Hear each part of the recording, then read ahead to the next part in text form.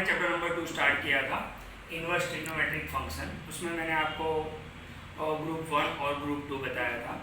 Group 1 के अंदर जो फॉर्मूला थे उसके डोमेन अगर याद नहीं रखोगे तो चलेगा, लेकिन उसकी रेंज आपको याद रखनी है कि जैसे साइन इनवर्स की रेंज क्या है, कॉस इनवर्स की रेंज क्या है, टेन इनवर्स की रेंज क्या है, वो आपको याद रखना है। ओके, तो आज हम एक्सरसाइज 2.1 स्टार्ट करेंगे और आपको ग्रुप 2 के फॉर्मूला खास याद रखने हैं कि माइनस कौन बाहर निकालता है। ओके, तो साइन, टेन और कॉसेक जो है वो माइनस को बाहर निकालते हैं। बाकी जो तीन है वो उसके आगे आपको पाई लगाना पड़ेगा। तो एक्सरसाइज 2.1 का पहला क्वेश्चन, साइन इनवर्स -1/2। हमने देखा था ग्रुप 2 के अंदर कि साइन इनवर्स जो है वो माइनस को बाहर निकालता है। अच्छा, सबसे पहले हमने क्वेश्चन को y ले लिया है, तो y = साइन इनवर्स, क्वेश्चन ही लिखा है मैंने, तो ये माइनस था वो बाहर आ गया, तो minus as it is. Sine के अंदर 1/2 कहाँ पे आता है, तो π/6 में आता है। यहाँ पर मैंने टेबल बनाया, आप देख सकते हो कि साइन के अंदर 1/2 कहाँ पे आता है, तो π/6 में आता है। यानी y का आंसर क्या हो गया, -π/6।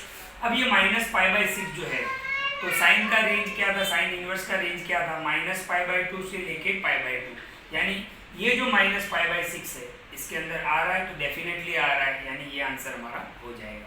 क्वेश्चन नंबर 2 देखते हैं, cos इनवर्स √3/2। अब यहाँ पे माइनस नहीं है तो कोई प्रॉब्लम नहीं है। ओके, तो y = cos इनवर्स √3/2। अब हमें देखना है कि cos के अंदर √3/2 कहाँ पे आता है, तो ये cos √3/2 कहाँ पे आता है, तो π/6 में आता है, π/6। अच्छा, ये π/6 आपको ग्रुप 1 के अंदर से cos इनवर्स की रेंज क्या थी, तो 0 और π, यानी 0 से लेके 180 तक, तो π/6 की वैल्यू कितनी होती है, 30। तो 0 और 180 के बीच में 30 आ जाएगा, मतलब ये आंसर भी हमारा राइट है। Number 3, cosec inverse 2। यहाँ पर भी माइनस नहीं है, कोई प्रॉब्लम नहीं है, तो हमने y ले लिया, y = cosec इनवर्स 2। तो cosec के अंदर 2 कहाँ पे आता है, cosec के अंदर 2 कहाँ पे आता है, तो π/6 में आता है, तो y की वैल्यू π/6। cosec की रेंज क्या थी, क्लोज्ड ब्रैकेट 0 to π माइनस π/2, यानी 0 और π की सारी वैल्यू, 0 और π भी, लेकिन सिर्फ π/2 नहीं है, तो हमारा आंसर तो π/6 है, π/6 यानी 30, तो जो 0 और π के बीच में आ जाएगा। Question number 4, tan inverse -√3। अब ये माइनस आया है, तो हमें पता है ग्रुप 2 के अंदर हमने देखा था कि tan माइनस को बाहर निकालता है, तो माइनस y = हमने tan इनवर्स -√3 ले लिया, माइनस बाहर आ गया। अब हमें चेक करना है कि tan के अंदर √3 कहाँ पे आता है, तो tan के अंदर √3 आता है π/3 में, तो हमने यहाँ पे लिख दिया -π/3। और tan इनवर्स की रेंज क्या है, ओपन ब्रैकेट -π/2 से लेके π/2, यानी -90 से लेके +90, तो उसमें बीच में -π/3 यानी -60 आ जाएगा, तो ये भी हमारा आंसर होगा। Question number 5, cos inverse -1/2। Okay, minus आया है, तो हमने पहले तो क्वेश्चन को y लिख दिया। अब आपको पता होना चाहिए ग्रुप 2 में कि cos इनवर्स के अंदर जब माइनस आता है तो cos के उस फॉर्मूला में हम आगे पाई लगाते हैं, यानी पाई लगाएंगे और ये माइनस बाहर आ जाएगा। cos के अंदर 1/2 कहाँ पे आता है, तो cos के अंदर 1/2 आता है π/3 में, तो पाई माइनस π/3 हो गया, ये 3 सामने मल्टीप्लाई होगा, यानी 3π - π कितना हो जाएगा, 2π/3। अब 2π/3 की वैल्यू कितनी होगी, पाई की जगह पर आप 180 लगाओगे, यानी 2 × 180/3, तो वो डेफिनेटली वो कितना होगा, 120 होगा।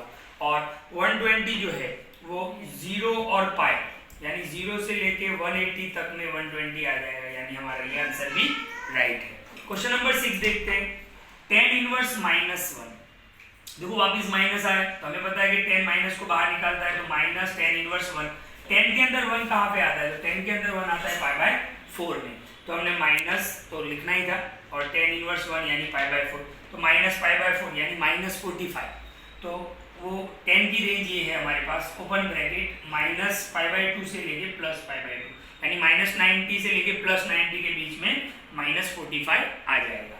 Question number 7, sec inverse 2/√3। यहाँ पे माइनस नहीं है, ध्यान से देखो, माइनस नहीं है तो कोई प्रॉब्लम नहीं है, ग्रुप 2 आपको यूज करने की जरूरत नहीं है, सीधी वैल्यू चेक करो भाई, सेक के अंदर 2/√3 कहाँ पे आता है, तो ये रहा सेक 2/√3, तो कहाँ पे आता है, π/6 में आता है।